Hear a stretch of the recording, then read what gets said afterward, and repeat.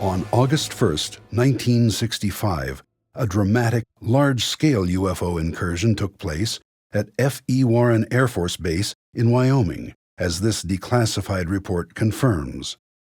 Dozens of sightings of disc-shaped craft cavorting at low altitude over Minuteman missile silos, known as launch facilities, were reported by the Air Force security personnel guarding them. Former launch officer Jay Earnshaw has discussed his involvement in one such incident that night. I was in command of Capsule Echo 1 at Warren Air Force Base. Got a call about 3:30 in the morning, somewhere that time, from the flight security controller above, who said that, "Sir, there's some strange objects out there." I says, "What do you mean?" And turns out that he had observed, along with the rest of his response team members, what looked like 5 to 6 oblong lights stacked on top of one another, just outside the gate at Echo 1. They didn't seem to cause any particular damage. They didn't seem to put out any beams of light or anything else like that. They simply were there, stacked up. It was rather a benign incident at the time. The paperwork all disappeared. Over the next 2 years, similar UFO incursions also took place at Minot Air Force Base, North Dakota, and Ellsworth Air Force Base, South Dakota.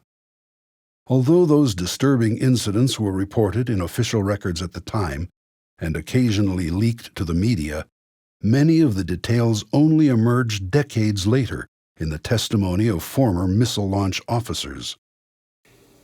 I was on duty at Echo, which is our squadron command post. We had strike teams respond to alarms from the missiles. They were 3 to 5 miles away. And they jumped in their trucks and went roaring out there and called me back and said, "Sir, for lack of a better description, there's a flying saucer hovering over that missile, and there's a beam of reddish light going down to it." I assume they were taking data with that beam. It wasn't destructive as far as I know. It had to be a data collection thing. I'm sure they scanned the warhead or something or other. Although the Air Force could not yet know it, the most dramatic nuclear weapons-related UFO incidents were about to occur. During the pre-departure crew briefing, it was mentioned that some missiles at November flight had gone off alert. We reached the launch control facility. We entered the gate after giving the appropriate password, and the above-ground personnel briefed us on what had happened. And essentially, we were told by site manager that an object had been sighted out the windows with flashing lights, and it was probably about 80 to 100 feet in diameter. It then went to our main gate where it hovered, and when we debriefed the underground launch crew, they indicated that all the missiles that they controlled had gone off alert at the time that object had been hovering next to the main gate. My crew commander, Major Tollerud, told me that he had received a call overnight, evidently while I was on rest break below ground, and saying that we as a crew were never to speak about this again. This was a very serious incident. I mean, something to take our nuclear-tipped missiles off alert. It was something that we had never been prepared for.